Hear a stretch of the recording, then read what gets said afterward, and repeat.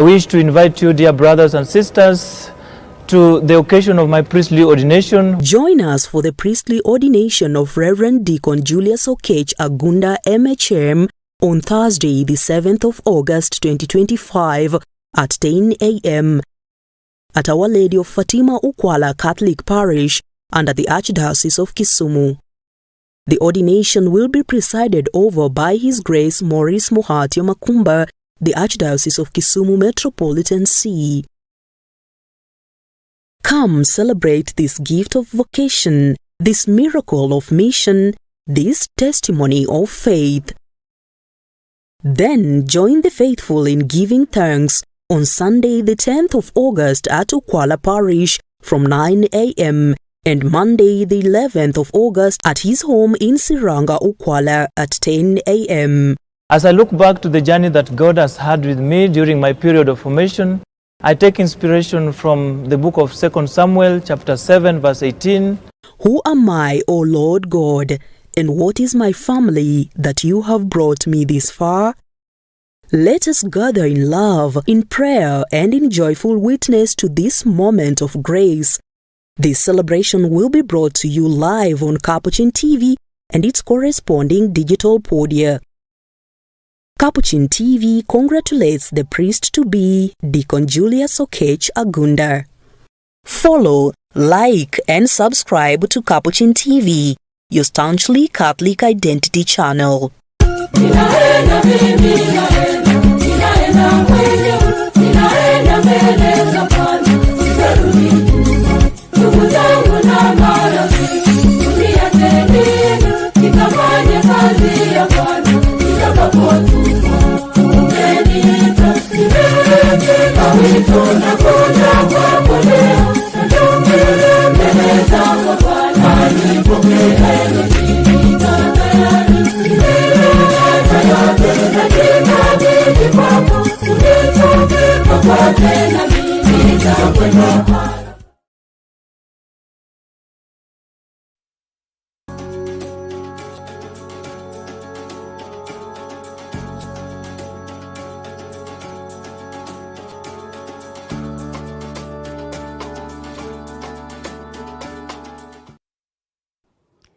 Good evening and welcome to Catholic Focus right here on Capuchin TV. I'm Maureen Kimani and our sign language interpreter is Hezron Otino. Join us as we bring you compelling stories from the church and our community. As Catholic faithful prepare together for Sunday Mass, Archbishop Maurice Muhatio Makumba has issued a heartfelt appeal for reverence and decorum within places of worship. Speaking during the first profession ceremony of the Franciscan Missionary Sisters of Hope at St. John the Apostle Parish in Awasi, the Archbishop urged Christians to either switch off their mobile phones or keep them in a silent mode during Mass. His message comes as a gentle reminder to all believers to foster a spirit of reverence, focus, and communal worship during liturgical celebrations. If I sound a bit quarrelsome, it's because I must be quarrelsome on things like this. And I have no apologies. If you want to keep your phone on, stay where? Stay out of the church. People have come to pray, not to listen to the melody of your phone. Keep your phone on silent mode. This is a place of prayer. Hapa si mahali pa kusikiliza mulio wa simu yako. Hapa ni mahali pa kusikiliza mulio wa nani? Mulio wa Mungu, sio wa simu yako. Unachukiza. It's annoying. And after being reminded, you still keep your phone on. The melody. Your lack of respect for God. Put your phone on silent mode. Better still, switch it off.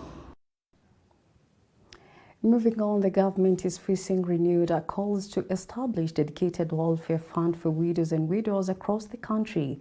Critics say this vulnerable group has been neglected for too long, suffering in silence amidst deepening economic hardships. Here is the report by Susan Bolemi.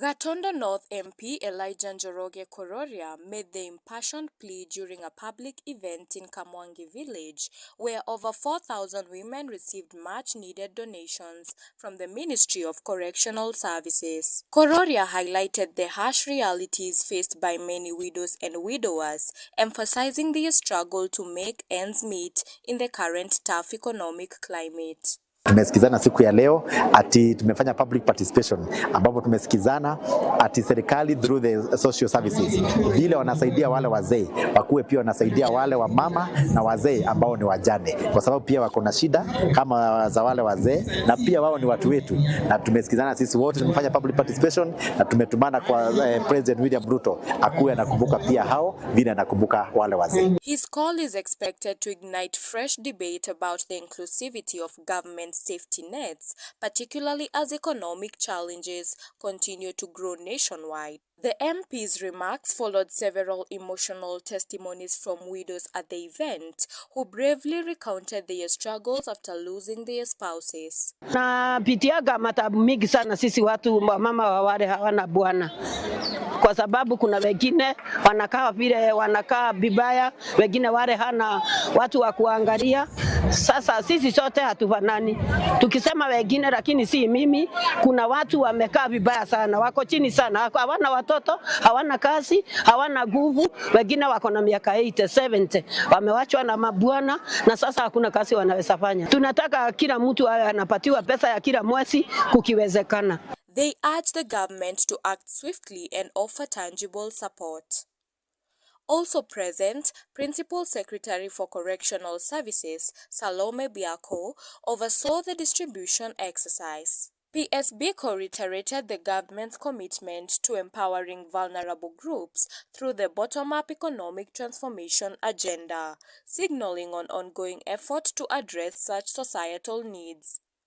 We were meeting widows and fortunately also widowers came along, and the purpose of meeting them is to listen to their needs and also for us to explain what government activities and government agenda we have and we are implementing for their benefit. And one of the benefits we are implementing for their benefits is the social protection. Additionally, we heard that one of their problems is also the legal challenges they have when they become widows because of being chased away.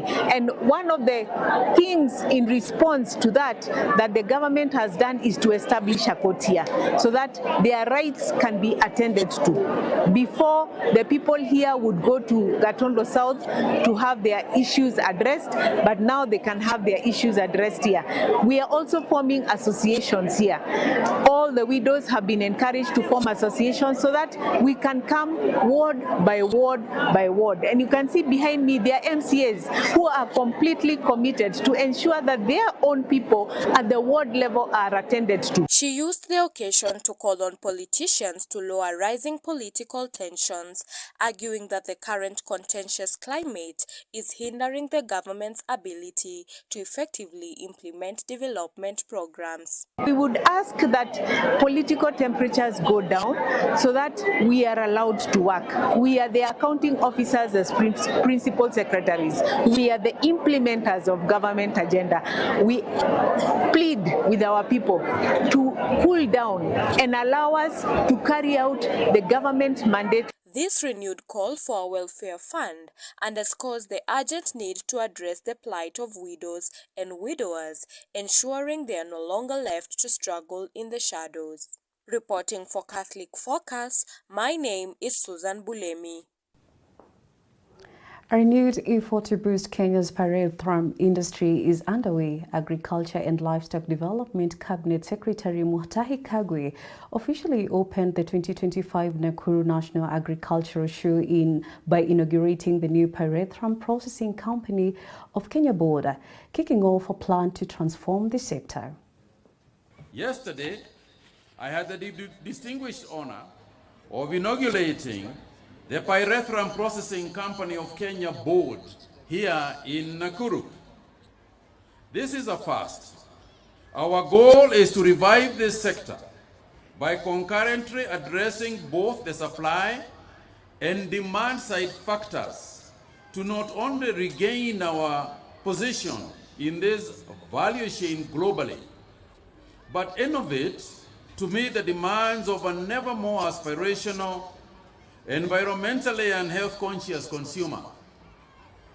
We are investing in research and production, providing market linkages for our world-renowned organic pyrethrin, and we are reclaiming our intellectual property rights and other assets so that farmers and Kenya can earn its rightful share of revenues from production and loyalties. In other news, as the country continues the fight against gender-based violence, a harrowing incident in Mumias West serves as a stark reminder of urgent need for action. 2 high school students are currently fighting for their lives in hospital after a brutal attack. Here's our reporter with the latest on this disturbing story. 2 high school students from Isiswana village in Mumia West constituency are currently in critical condition at Kakamega Referral Hospital. The girls were subjected to a brutal machete attack as they reportedly attempted to escape a man who had tried to sexually assault them. Disturbingly, the alleged perpetrator has remained at large for 2 weeks following the attack. He is reportedly known in the community for coercing young girls into sexual relationship and violently attacking those who resist. Na polisi wamekuwa reluctant kidogo mpaka ambavyo tulienda tukabisha milango yao ndio at least tukaona mambo inaanza kufanyika, kwa sababu you cannot tell me that a police officer is waiting for a CT scan report before they record a statement, before they are waiting for a CT before they arrest a perpetrator. Perpetrator unaona ndio huyu amefanya, amekatakata watoto. Yani mnaona tu ndio hawa watoto wanakufa. Unajua perpetrator mwenyewe ndio huyu. Why are you waiting for a statement before you arrest the criminal? Hiyo tumeona ya kwamba sheria kidogo kulikuwa na mchezo kidogo, lakini tunashukuru kwa sababu wakati ambapo tulipiga kelele wameshughulika. Saa hizi kuanzia jana tunasikia ya kwamba wanajaribu, wanakimbia hapa na pale kuhakikisha ya kwamba huyu ambaye alitenda tendo hili anapatikana. Fingers are now being pointed directly at local security officers for what the community perceives as a blatant turning of a blind eye to the matter. Kwa hivyo naomba wanajamii, tendo kama hili likifanyika, tujue haki zetu, ujue ni ofisi gani unakimbia. Jamani, kesi zote za gender based violence, tukienda katika hospitali unashughulikiwa free of charge. Alafu sexual gender based violence kwanza hizo ni free. P3 inafiliwa free. Mnaenda mna file OB, ripoti zinafatwa. Kama mgonjwa bado ako na maumivu, haruhusiwi kuandikisha statement. The family now lives in a constant state of fear desperately, appealing to the security agencies to act swiftly and apprehend the suspect. Sasa anatembea pale na panga kidogo, nasikia wamempata, wamemuona, ametokezea wapi. Atulali usiku, hauwezi lala. Juu ukilala, hata ukisikia kitu kipita, unasikia tu ni yeye. Juu ni ule mtu alifanya kitu na kafanya na kiburi. Akipita hata kwa mlango unasikia tu panga. Anakuja anasema, fungueni mlango. Kama hata hujashika sauti yake, anasema fungueni mlango, mimi ni fulani. Lakini hatufungui. Juu tumeokopa, kila wakati anatembea na panga na hajashikwa. Serikali tunaomba atulali kwa kijiji. Kila mtu alali kwa kijiji. Vijana walali wanatafuta lakini hawampati. Na tunaomba serikali mtusaidie tupate huyu jamaa ashikwe, kijiji ipate kupumua. These repeated incidents have cast a pall of fear over the residents of Isiswana village. Tunaomba serikali itusaidie, usalama ipatikane kwa hiyo boma, ndio tuishi vizuri. Tukikosa kupata usalama, huyu jamaa amekuwa jambazi sugu. Hii si mara kesi, maneno yake ya kwanza, ameshakata karibu watu 6 na ni waoga, hawawezi kutoa hii maneno nje. Yote inafunikiwa, inachukuliwa kama kifamilia. Sasa sisi tumechoka na hiyo maneno. Mimi vile amekata watoto wa dada wangu wawili, mmoja ameenda nyumbani, mmoja amelazwa. ako hospitali, ako vibaya zaidi. Kwa hivyo tunaomba usaidizi kwa serikali, huyu jamaa atafutwe, achukuliwe, awekwe ndani. This case underscores the pervasive nature of gender-based violence and the critical need for robust community protection and effective law enforcement. Reporting for Catholic Focus, Maureen Kimani. And on to our sports news. The Kenya National Para-Volley women's team has officially qualified for the 2025 World Para-Volley Championships set to take place in the USA this October. The team, coached by Richard Kihatu, secured their spot after Nigeria did not show up for the 2025 African Para-Volley Championship at the Kasarani Indoor Arena. Both Kenya and Rwanda earned tickets to a World Championship as the top two teams in the African tournament were guaranteed qualification. Principal Secretary for the State Department of Sports, Elijah Mwangi, presided over the opening ceremony for the Games. The tournament brought together the teams from 6 countries for the men's competition and 2 women's teams. On behalf of the Kenyan government, to welcome here in Nairobi and to wish them success. And as a government, we have supported them. We support all disciplines. In fact, the President, His Excellency Dr. William Ruto, signed an Act of Parliament on disability. And we have mainstreamed disability in our sports. Of the many federations that we have registered, I think quite a number also federations representing people who are able differently. And therefore, when I see them praying, it demonstrates that talents does not have, or those talents may not be quite affected by the way one has been created. And therefore, the team which we have presented here is Kenya. As you can see, it's a big team of men and women team who have been camping here during their training. With our facilitation as a government is well prepared.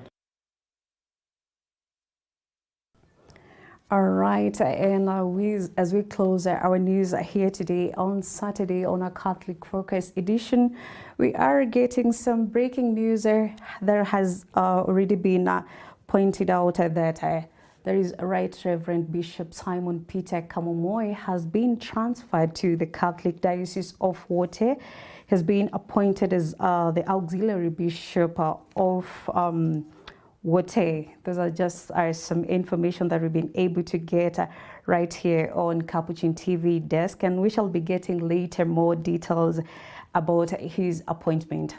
That's the end of this edition of Catholic Focus. Thank you for watching. I'm Maureen Kimani, and our sign language interpreter has been Hezron Otieno. Until next time, have a good evening and stay informed with Capuchin TV.